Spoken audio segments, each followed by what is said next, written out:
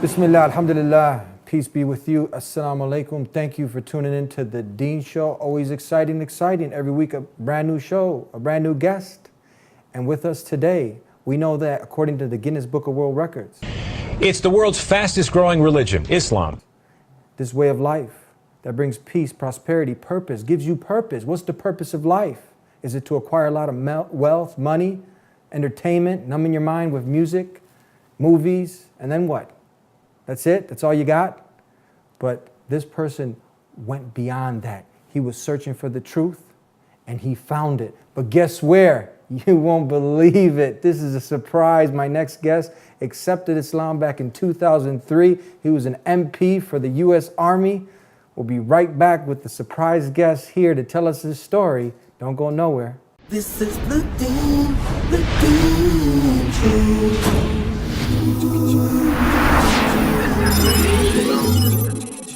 This is the Deen Show.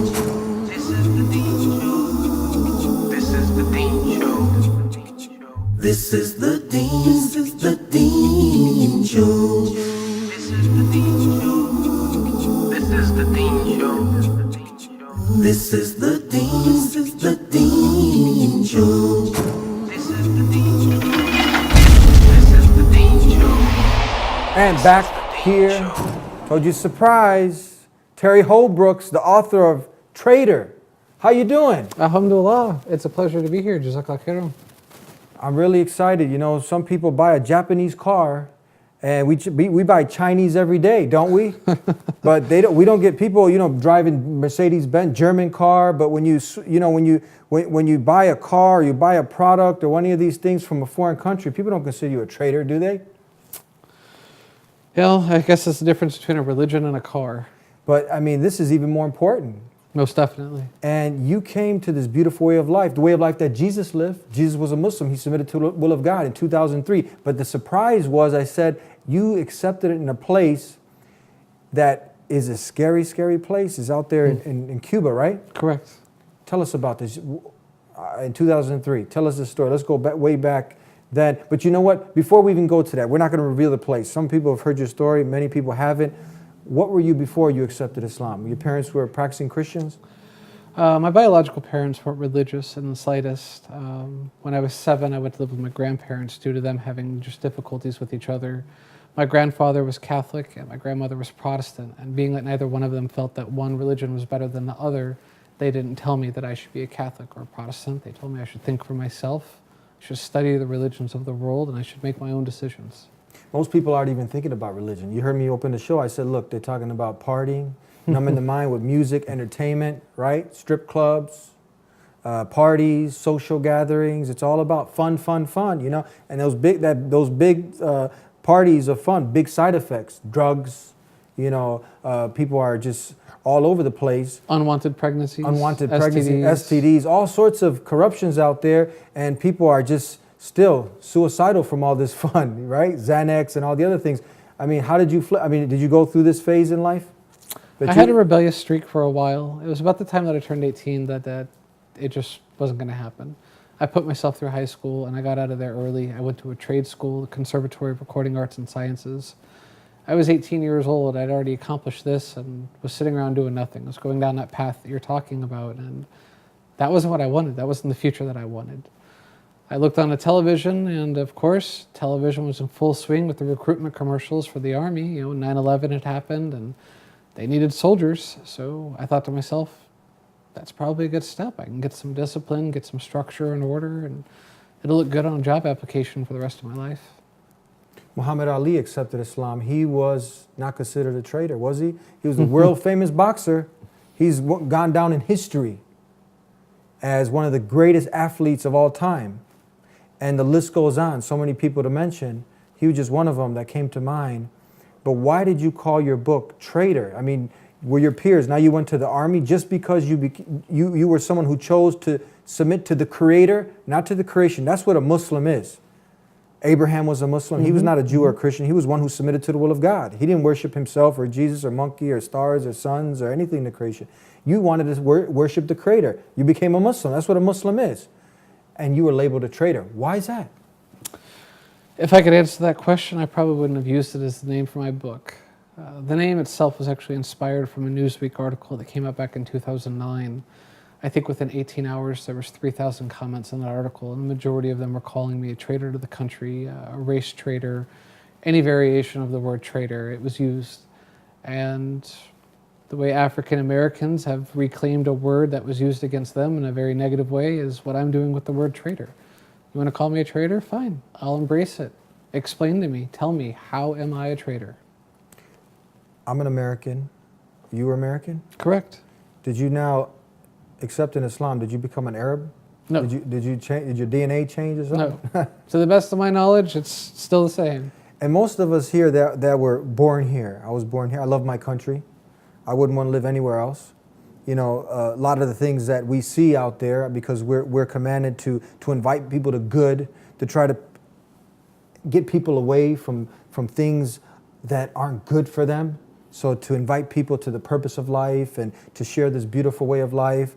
So, you know, there's nothing wrong with that, is there? Not that I can think of. Yeah. So let's continue on. Now, is it because you agreed with certain things like 9/11? What are your thoughts on 9/11? We know that this show, that the scholars that we've had, we've condemned it. Maybe you got some, because I haven't talked to you really prior to this. Maybe because, did you agree with things that happened on 9/11? Did I agree with any act of terrorism? No. Do I agree with what the 9/11 Commission report said is what happened? No. We could go on for probably a good number of hours discussing what I think happened on that day, but it's best if we just leave it as some men did something very horrific and they did it in the name of Islam, and I don't think any conscious and true Muslim would have done what they did. And what caught my eye is more than 1,300 architects and engineers examined the evidence about Building 7's collapse and disagree with the official report issued by the National Institute of Standards and Technology. I certainly am much more open-minded about it than I was, and it is because of the involvement of the 9/11 families and all these engineers and architects. You are about to hear from architect of 23 years, Richard Gage, AIA, member of the American Institute of Architects and founder of Architects and Engineers for 9/11 Truth. Now there are more than 1,500 architects and engineers who say that it could not have been brought down by office fires. They are backed by 9/11 family members who are calling for an independent, unbiased investigation. I'm a family member trying to find out the answers to the murder of 3,000 plus people. The bottom line is that it needs to be investigated properly. Please look at architects and engineers. People all around the world, scientists all around the world are questioning this. And there's some deep, deep explaining to do. It took some kind of consciousness raising on my part before I was willing to look at the possibilities. And really, you need to go where the evidence leads. As an engineer, and I have 3 degrees in engineering, I signed that petition for architects and engineers for 9/11 Truth some time ago because the American people absolutely need the truth of 9/11. Look at the evidence. In fact, I'll say this very categorically. Any reasonable person who looks at the evidence that's been brought forward has got to come away with the feeling that something has to be done, a real investigation has to be put forward. We will never heal. This country will never, ever, ever forget that day. We have to demand a new investigation. I want justice here. Exactly. Has nothing to do with Islam. That's clear. So whoever did it, you can't hide behind Islam. Correct. Okay, because Islam is clear. There's no killing of innocent men, women, and children. To kill one innocent man, woman, or child is the same as killing every man, woman, and child. You got it. We on the same page, my brother. So let's talk about, I'm still confused. What's this traitor thing? We have to delve into the mind of the average American, you know, the kid that's 19, 20 years old, sitting in his mom's basement playing World of Warcraft. And then he sees an article about somebody accepting Islam in the army, and he says, you know what, that guy's a traitor. That's my critics, that's my reviews. Because what, you're supposed to be more, patriotic because, you know, you joined the military, okay, and you came in as a what? Do they fill out in the military like what religion you are? We do. My dog tags all said atheist. Oh, atheist, but your parents were Christian. Correct. But then you became an atheist? I didn't accept what my parents accepted. I was an atheist. So you were an atheist? Correct. Okay, now we got a little more to talk about. Tell us about this. How did you become an atheist? As I said, my grandparents didn't agree about religion, and they told me to just think for myself, make my own decisions, and study. Yeah. So in doing that, when I read through the Old Testament and New Testament, it didn't make any sense to me. When I looked through the Torah, a lot of it didn't seem to make any sense to me. When I looked into the Eastern faiths, such as Hinduism and Buddhism and Taoism and whatnot, I agree with a lot of their principles and ideas, the same with Christianity and Judaism, but they just didn't strike a chord. They didn't make sense with me. There's something in those books that I just didn't jive with. So taking that into consideration and looking at history, more people have died in the name of God than anything else. Any weapon of mass destruction, any disease, it doesn't compare to in the name of God. And as a result of such, I was not a fan of religion, was not a fan of organized religion, and I took a very atheist approach towards belief. I didn't believe in the ideas of God. I didn't believe in religion. I thought of it as a crutch.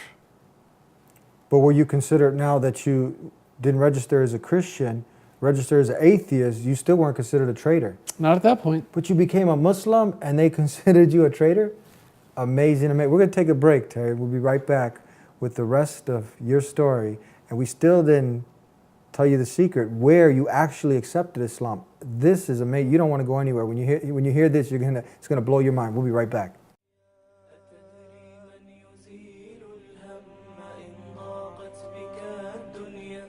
Is your boss driving you crazy? Are you just living from paycheck to paycheck, party to party, and everything's just getting tiring? It's getting played out, and you're asking yourself, what's this all about? What's the purpose? Many people don't reflect on why am I here? You're born to die, and then what do you got in between? It's a big drama. Some days are good, some days are bad. Some days you're sick, some days you're sad. We might not make it to 85 years old. We might not make it till tomorrow. And this is something that we need to think about. The lights will go on after the party, and the party will end. And you will be alone, and you will have to be accountable for everything you've done. Life is not all about just chasing that man or woman or that good time. It's not all about the baseball game and the basketball game and chasing a position and getting a lot of wealth and money. There's more to this life, and it's up to you to be sincere enough within yourself and to want to know more. What's the purpose? What's it all about? Life.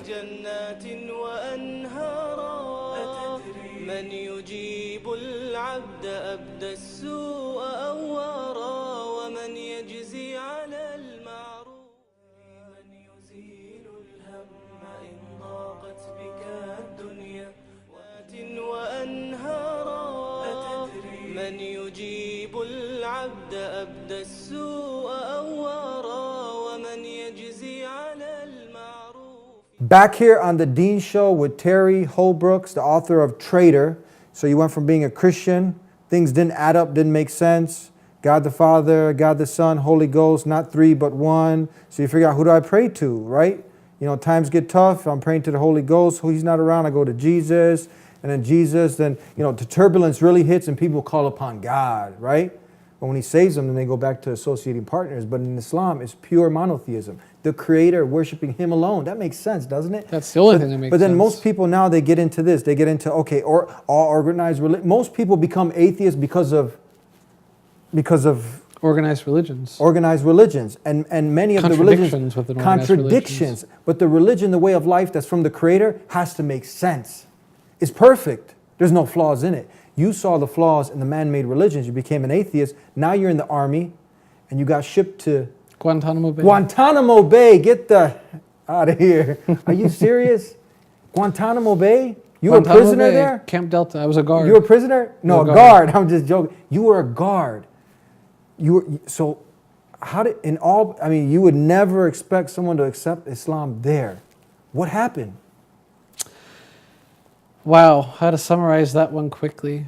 Over 6 months of observation and interaction with detainees is what led me to Islam. There were no detainees that were actively giving me dawah. There were no detainees that were telling me that I was kuffar, that I had to accept Islam if I wanted to go to heaven. You said some Arabic words now. Dawah, they were inviting you. No one was doing that. Right, nobody was inviting me to Islam. You're just thinking, watching. Correct. Okay, and what were you watching? What were you seeing? Just their daily activities, what they do on a daily basis. I found it relatively amazing that me, with all the freedoms of the world, I could leave work, go have a bottle of vodka, smoke a pack of cigarettes, have a double bacon and double cheese sandwich, and go to sleep drunk and happy, come to work the next day, and I was miserable. But the same people who were in a cage for 23 and a half hours the day before were going to be in a cage for 23 and a half hours that day, and they were waking up with a smile.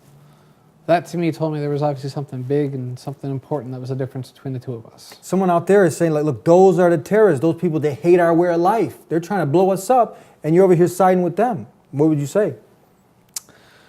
I would ask them, how do you think we rounded up 778 people so quickly? Why do you think there's 778 people, of which we've sent 640 of home? They went home already? Correct. So they were found not guilty? Yeah, they were never charged. They were never charged? None of the men in Guantanamo have been charged. So they got let go. They were. We've sent 78% of the detainees 78% home. So they were free of all these allegations. Okay. Correct. But now you're watching these people, okay? And what happens? Now you're observing them, and talk to us from there, please. Between observation and interaction with them, asking questions and whatnot, that's what led me. As you can imagine, being a revert to Islam, you have a bunch of questions that you're going to want to ask. Why do you pray 5 times a day? Why do you pray that way? Why do you pray in that other language, but you speak English when you talk to me? You're a Muslim. Why don't you drink? Why don't you smoke? Why don't you eat pork? Why do you hate music? Why do you hate freedom? What do you think about Christ? What do you think about God? Who is Allah? Who is Muhammad? The questions that you would have as a revert, those are the questions that I had. And more often than not, the detainees would answer them for me simply.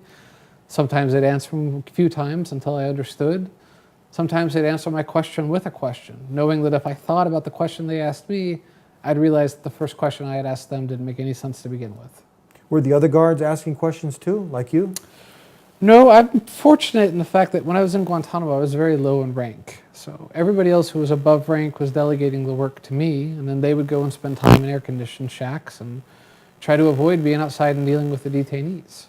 To me, this was great. And Guantanamo itself was a sociological treasure mine. I have a degree in sociology from ASU. Sociology is what drives me. And the opportunity to talk to 778 men from 46 different countries, speaking 19 different languages. Fits with your degree. Yeah, there's no way I'm going to let that pass. I definitely had to talk to everybody I could. So you're a thinking man, and at the same time, you're an atheist now. Did you have that void inside your heart, and you were searching for a truth if it was out there? I didn't feel any void, and I wasn't searching. No? I just wanted to know. I just wanted to know and understand. So what was it that just happened that had you take that step to become one who submits to the will of God, a Muslim? Probably a two-part for that. The first would have been a particular detainee. He gave me his Quran when we were in Guantanamo, and when I took it home, I started reading it with a negative disposition already. I didn't believe in organized religion at all. So to read the Quran, I thought to myself, here's another book I can put on the shelf of fictitious make-believe. Took me 3 nights to read the Quran, and when I was done reading it, I remember thinking that it was the first, and to this date, the only religious book I've ever read that makes sense. From beginning to end, it doesn't contradict itself. It's an instruction manual for living. So that, coupled with one question that I asked many detainees, that's what pushed me. I asked about 25 of the detainees in Guantanamo that spoke English, how can you believe in God? How can you think there's a God that possibly cares about you? You're in Guantanamo. You don't know if you're going to go home. Your family could have been blown to pieces for all you know. How can you wake up and pray 5 times a day and believe there's some God that cares about you? Unanimous answer from every detainee that I asked was, this is just Allah testing my deen. This is just Allah testing my faith. The Sahaba had it worse than me. Many people had it worse than me. If this is my test, Alhamdulillah, this is easy. SubhanAllah, many people take life for granted. And you have people there 23 hours a day. What was life like there for the detainees? You wake up in a cage and you pray Fajr. You have breakfast and you're still in a cage. You pray Dhuhr and you're in a cage. You pray Asr, you're in a cage. You pray Maghrib, you eat dinner, you're in a cage.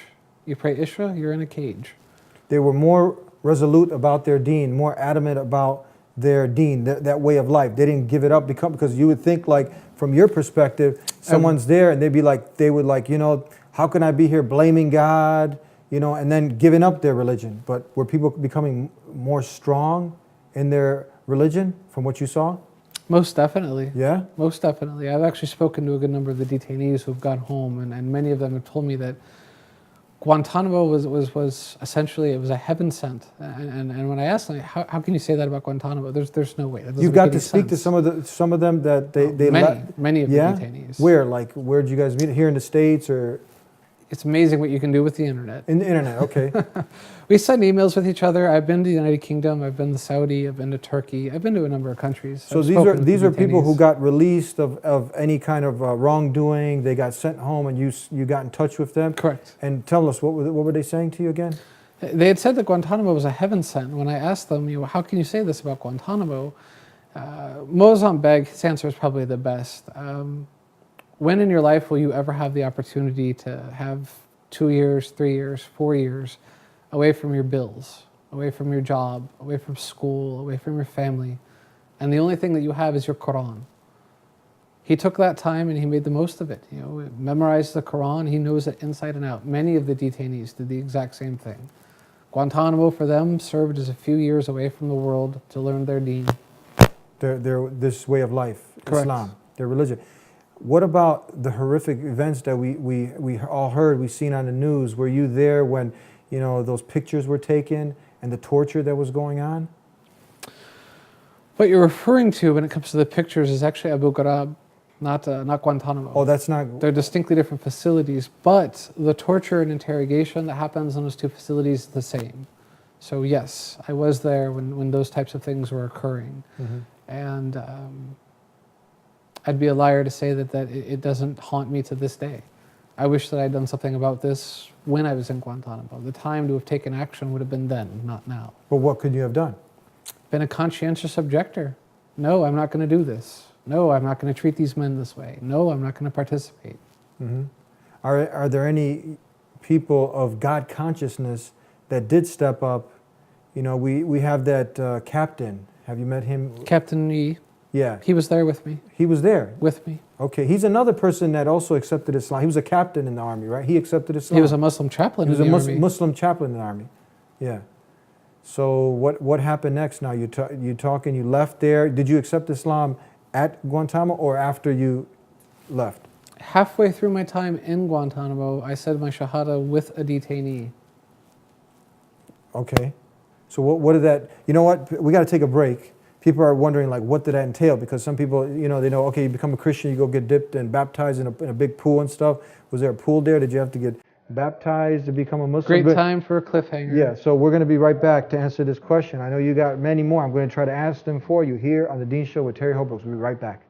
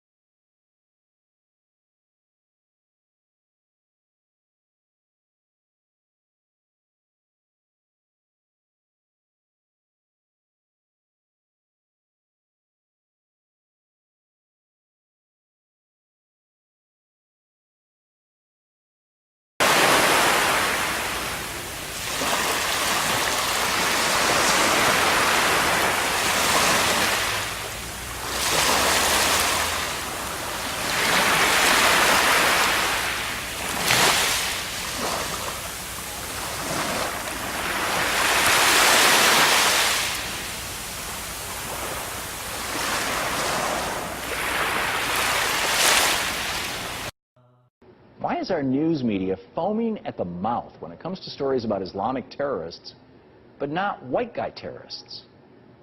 It's not because Muslims are a bigger threat. In fact, between 1980 and 2005, 94% of all the attempted or successful terrorist attacks on U.S. soil were not carried out by Islamic radicals, but instead by non-Muslims, mostly white guys. So then why the obsession? Islam prohibits killing of innocent human beings. Human life is precious. Back here on the Dean Show with the author of Traitor, and we talked about people every day are not many people are driving Japanese cars. They're not considered traitors. German cars, Chinese products. We love our country, but you know what?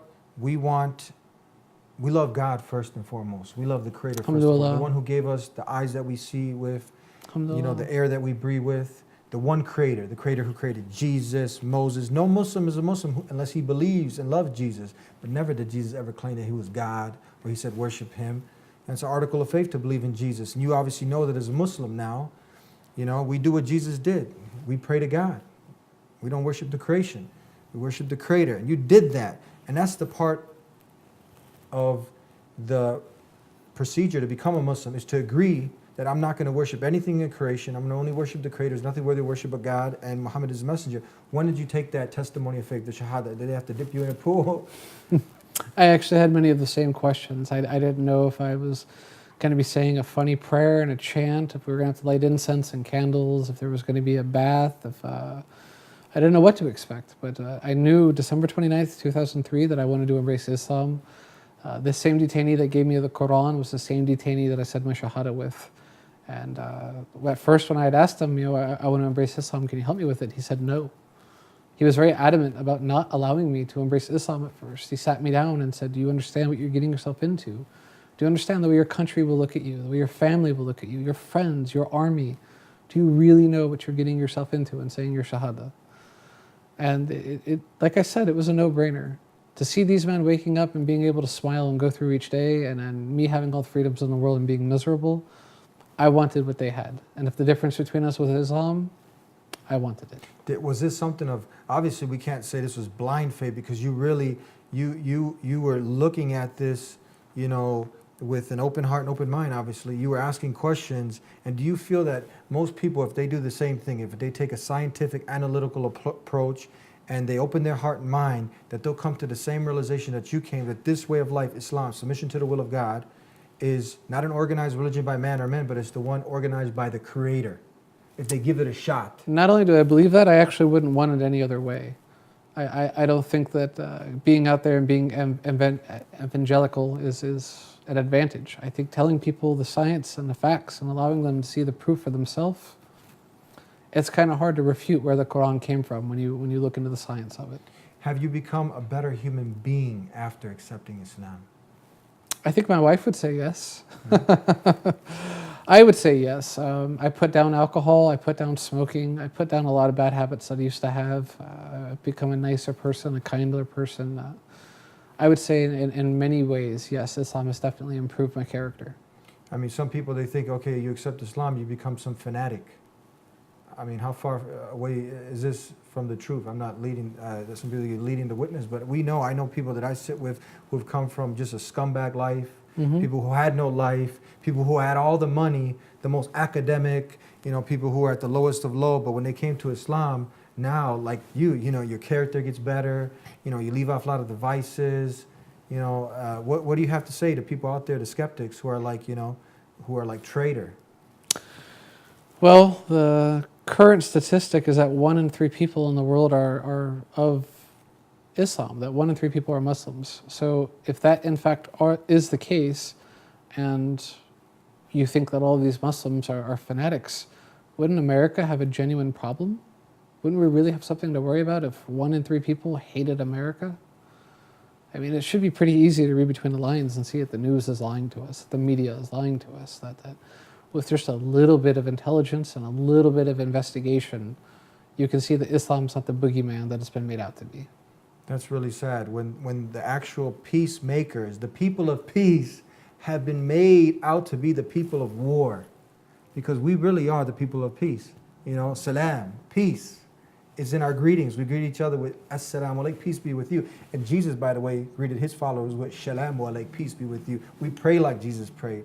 We worship like Jesus worshiped. I mean, this is the same religion. It's the same way of life.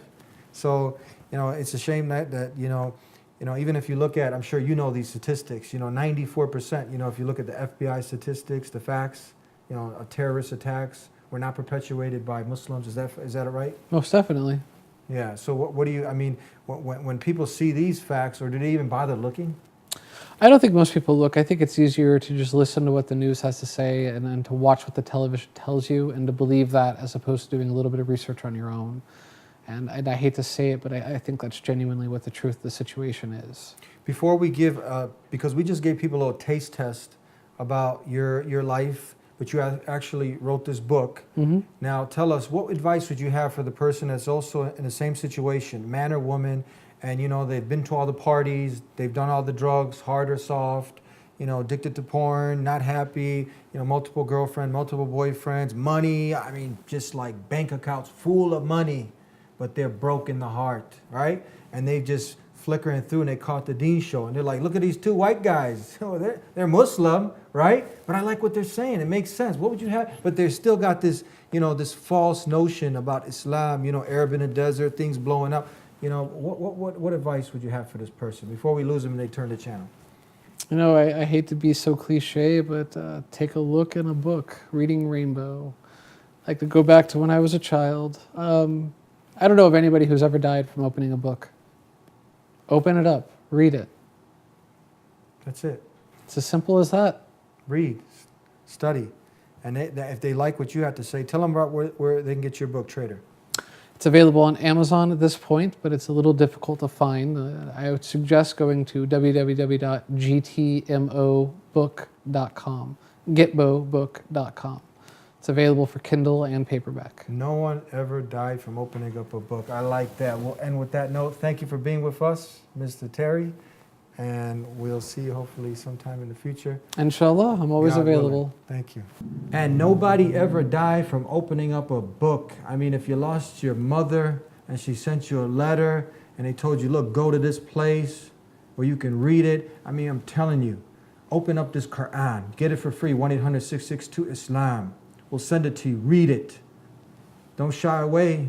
If you're listening to this show, these are the signs that are coming from the Creator. It makes sense. Worship the Creator, not His creation. We love Jesus. No Muslim is a Muslim. Muslim is simply one who submits to the will of God. Islam is not about terrifying, killing innocent men, women, and children. It's not about that. The real peacemakers been made to look like the warmongers. This is that false baloney, phony nonsense. And if you're intelligent enough, which you are, don't let them pull the wool over your eyes. Call upon God alone, and He'll facilitate a way, and go and visit your local masjid, talk to a Muslim, get to know a Muslim, and you have no idea what kind of world can open up for you of goodness, because you can't buy a six-pack of peace. Peace is something that we're all looking for. Purpose. Purpose. Don't you want to know purpose? Well, you might have found it, but if you turn away, hey, then you really be broke. And you don't want that, do you? So do something honorable, and visit us here every week on The Dean Show. Same time, same channel. Until next time, until then, peace be with you.